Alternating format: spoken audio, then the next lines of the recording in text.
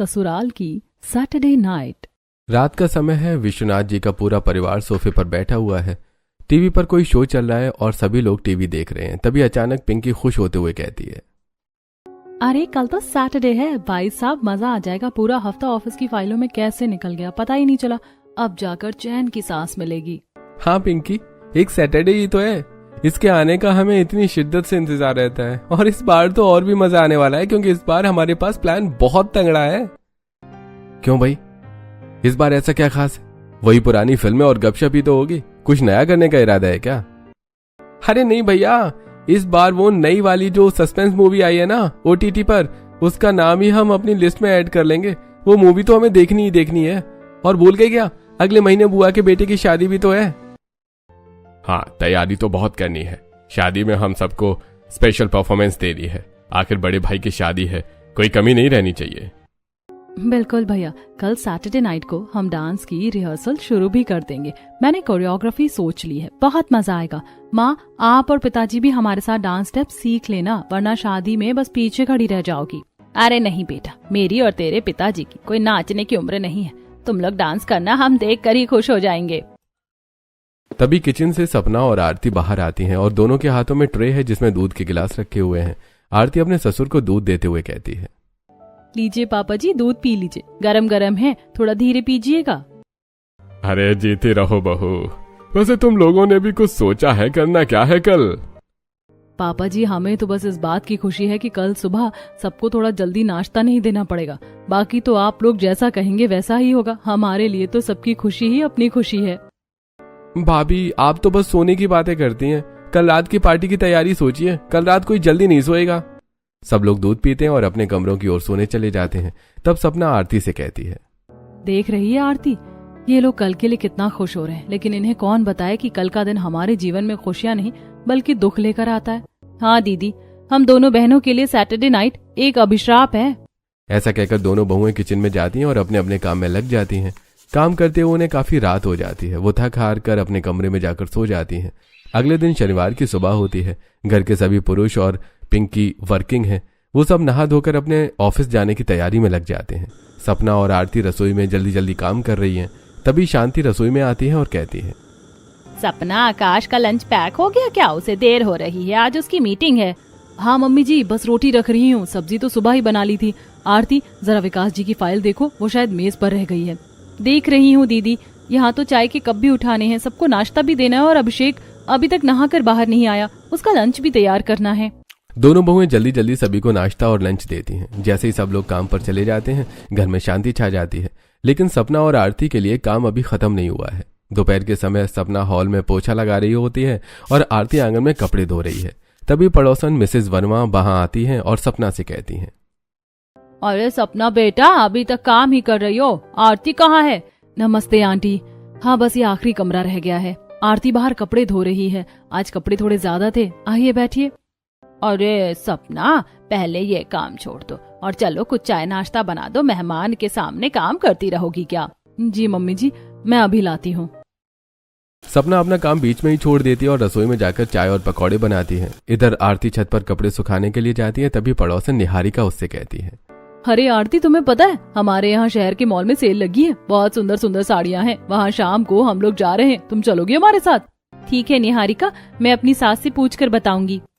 ऐसा कहकर आरती छत पर कपड़े फैलाती है और फिर नीचे आकर रसोई में जाती है और सपना से कहती है, सपना दीदी, निहारिका कह रही थी कि मॉल में सेल लगी है और काफी सस्ते कपड़े मिल रहे हैं। माँ जी से बात करके हम भी वहाँ चलते हैं। ठीक है आरती, वैसे तो मुझे नहीं लगता कि माँ जी तैयार होंगी, लेकिन बात करके देख लेंगे। बातें करते हुए सपना चाय और पकौड़े बना लेती है और लाकर मिसेज वर्मा को दे देती है। मिसेज वर्मा और शांति बातें करते हुए चाय और पकौड़े खाते हैं। बातें करने के बाद मिसेज वर्मा वहां से चली जाती हैं।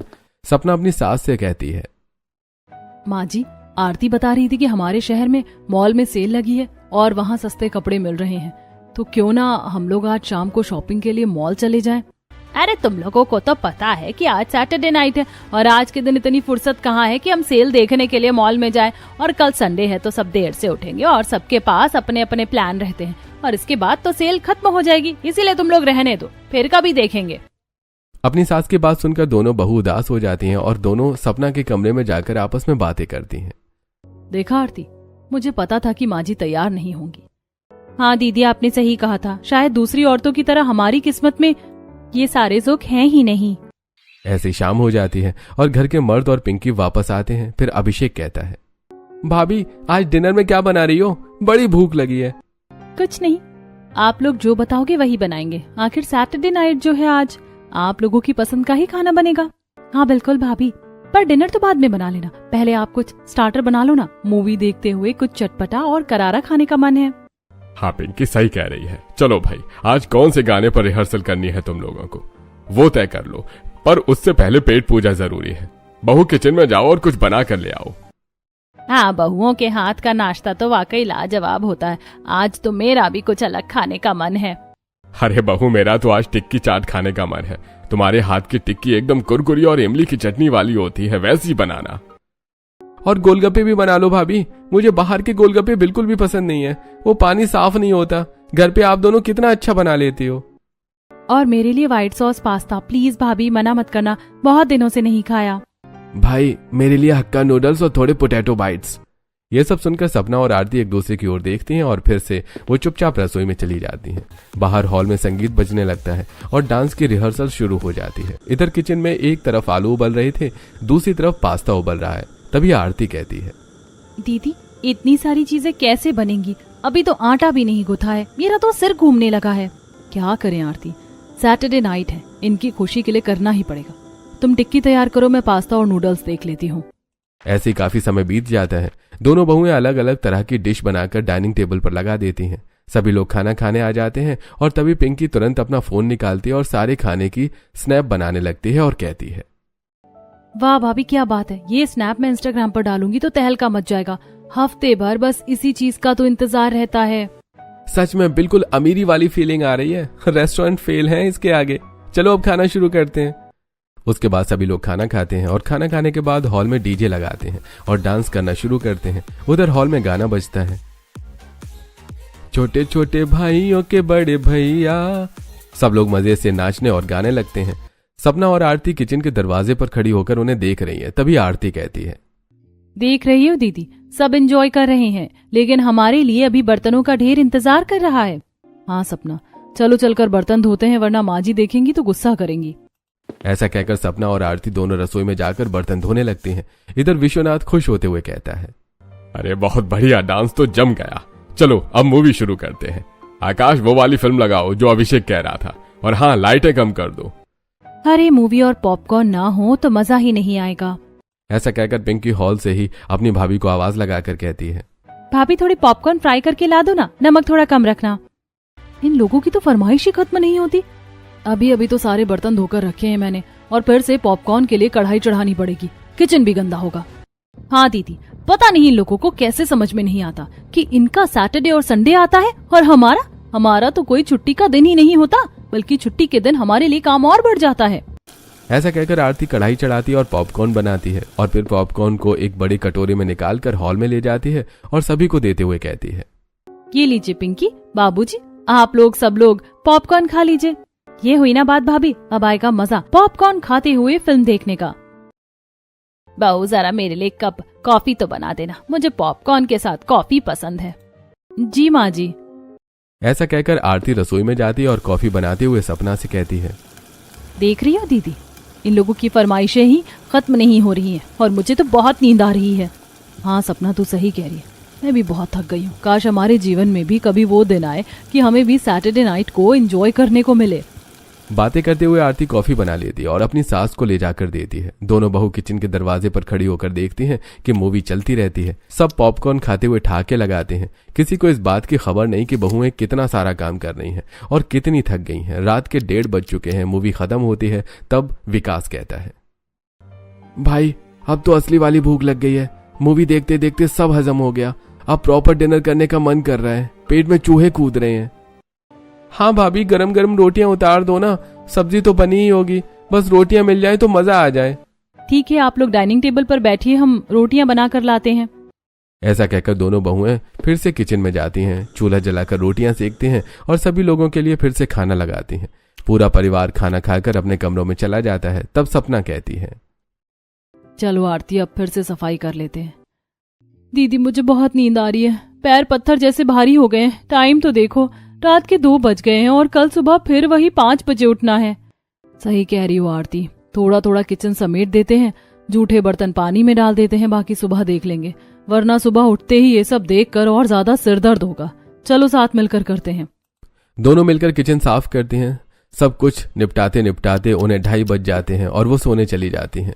अगले दिन रविवार की सुबह घर के सभी सदस्य चैन की नींद सो रहे हैं, लेकिन सपना और आरती सुबह 5 बजे ही उठकर काम में लग जाती हैं। सपना कहती है, आरती तुम ड्राइंग रूम का कचरा समेट लो और पोछा मार दो, मैं बर्तन मांज देती हूँ जो रात को रह गए थे। जल्दी करो वरना चाय का समय हो जाएगा। जी दीदी, ये लोग तो 12 बजे से पहले नहीं उठेंगे, कम से कम घर तो साफ हो जाएगा तब तक। मेरा तो जी घबरा रहा है इस गंदगी को देखकर। अब दोनों बहुएं काम में लग जाती हैं। फर्श साफ करना, किचन की टाइल्स से तेल के दाग हटाना और ढेर सारे फिर कपड़े धोना जो हफ्ते भर के जमा थे। रविवार का मतलब उनके लिए 2 गुना काम होता है। काम करते करते सुबह के 11 बज जाते हैं। घर में अभी भी सब सो रहे हैं। सपना और आरती अपने लिए चाय बनाती हैं, फिर हॉल में बैठकर चाय पीते हुए दोनों बातें करती हैं। दीदी देखिए, कीर्ति के मैसेज कल के आए पड़े हैं, मैंने अभी तक रिस्पॉन्स ही नहीं किया। वो सोचेगी कि मैं कितनी बदल गई हूँ। हाँ, लोग तो कहेंगे ही कि हमारे अंदर बहुत एटीट्यूड आ गया। उन्हें क्या पता हमारी मजबूरी का।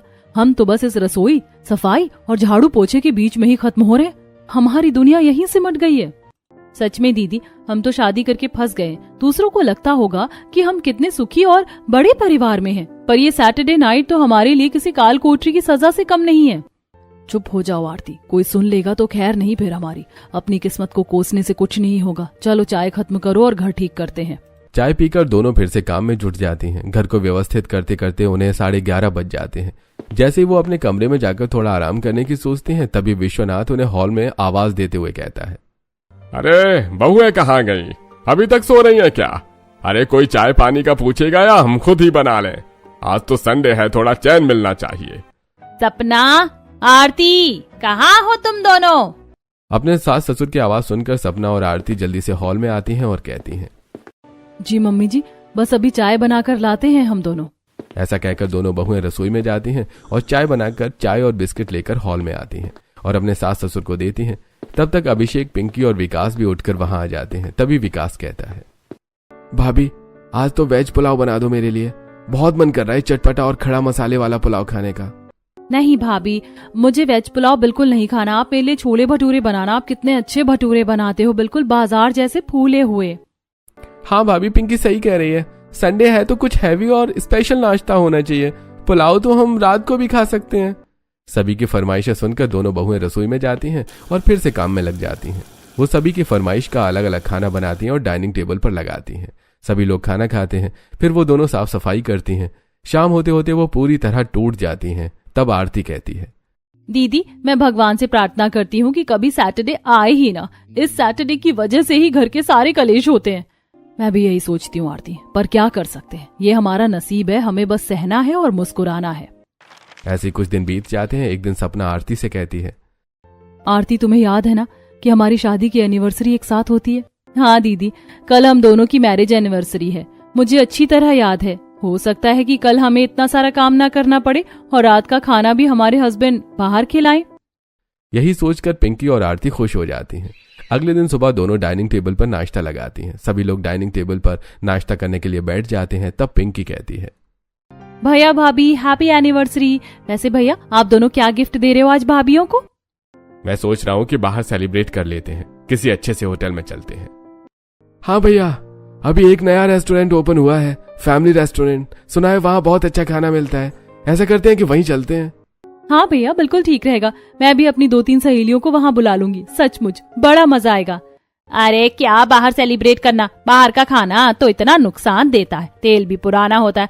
आजकल तो कितनी बीमारियां फैल रही हैं। सपना तुम घर पर ही कुछ अच्छा बना लो ना। केक मैं बाहर से मंगा दूंगी, घर पर सब मिलकर सेलिब्रेशन करेंगे, प्राइवेसी भी रहेगी और शुद्ध खाना भी मिलेगा। हाँ, सपना माँ सही कहती है। ऐसा करता हूँ, कुछ दोस्तों को यहीं बुला लेता हूँ। और पिंकी तू भी अपनी सहेलियों को बुला ले, शाम को सब मिलकर सेलिब्रेट करेंगे और तुम लोग जो मेन्यू डिसाइड कर लो कि तुम्हें क्या बनाना है। एक बार फिर सपना और आरती कुछ नहीं कह पाती। सभी नाश्ता करके चले जाते हैं। तब दोनों बहुएं बर्तन उठाती हैं और रसोई में जाकर बर्तन धोते हुए बातें करती हैं। देख रही हो दीदी, जैसे तैसे बाहर जाने का प्लान बना था वो भी माँ जी ने कैंसिल करवा दिया।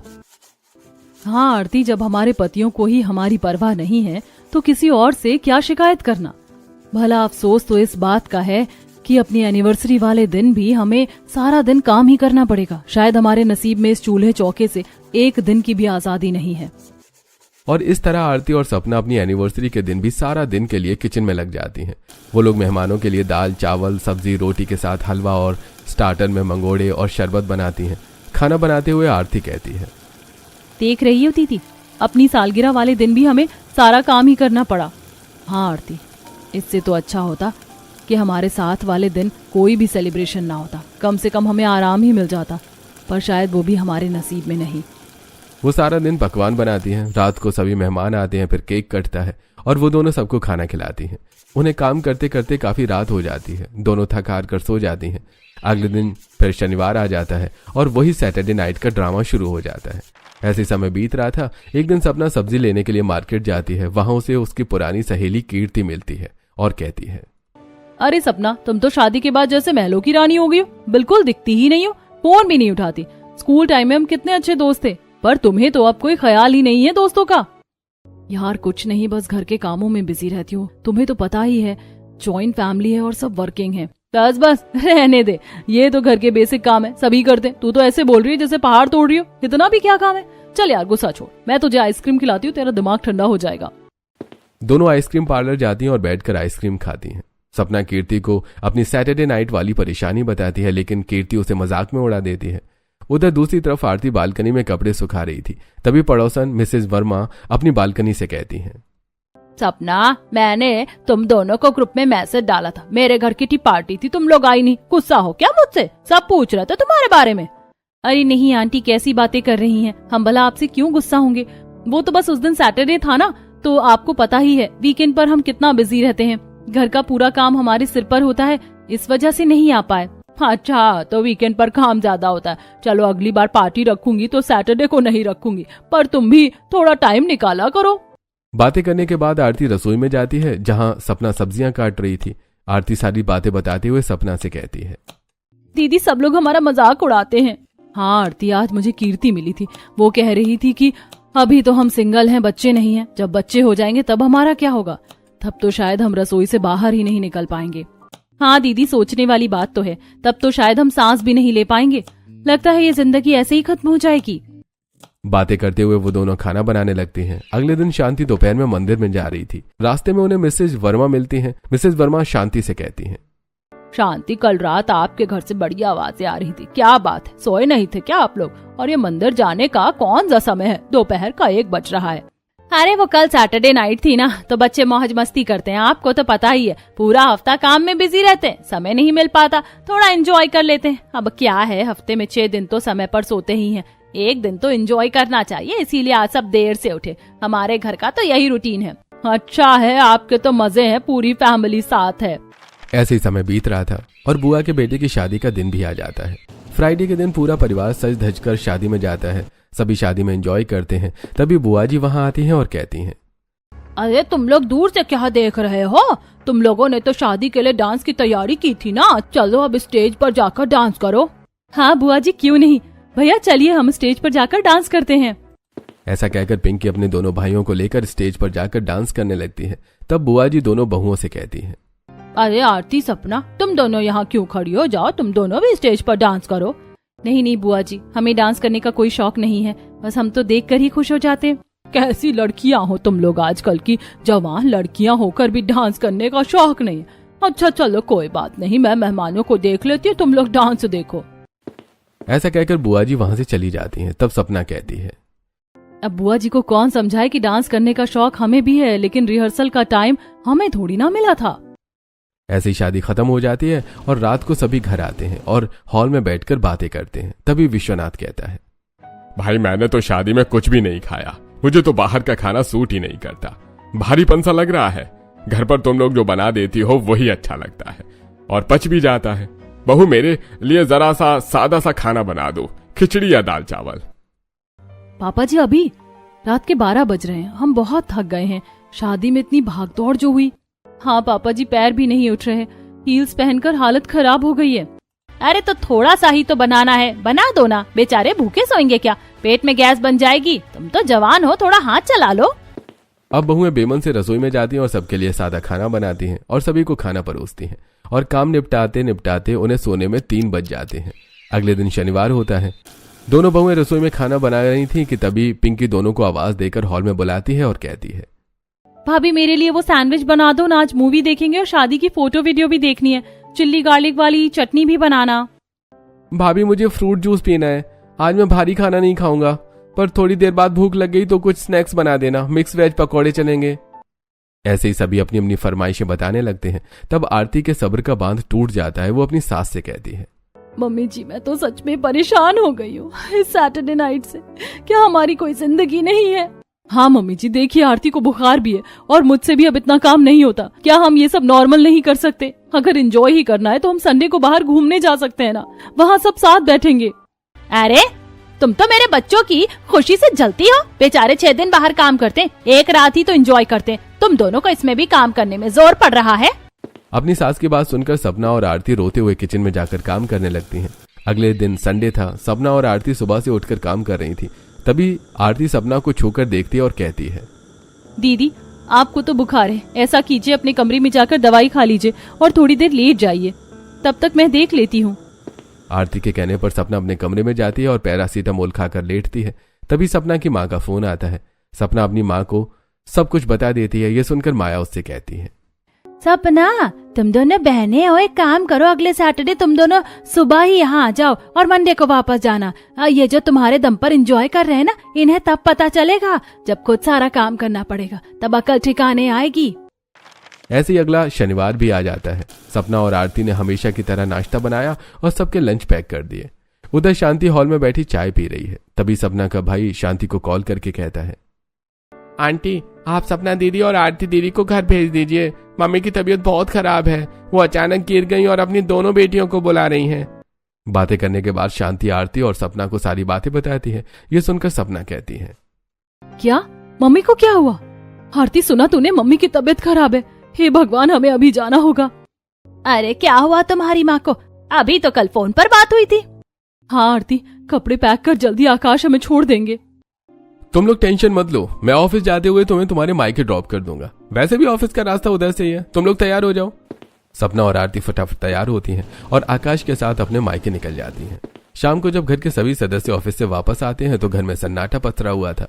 पिंकी हॉल में आकर कहती है, मम्मी आज तो मेरा मन खीर और मीठे चीले खाने का है, बहुत भूख लगी है, आप बना दो ना, भाभी तो घर पर है नहीं। ठीक है मैं कोशिश करती हूँ, पर मुझे आदत नहीं है इतना सब बनाने की, सालों से रसोई में नहीं गई हूँ, देखती हूँ कहाँ क्या रखा है।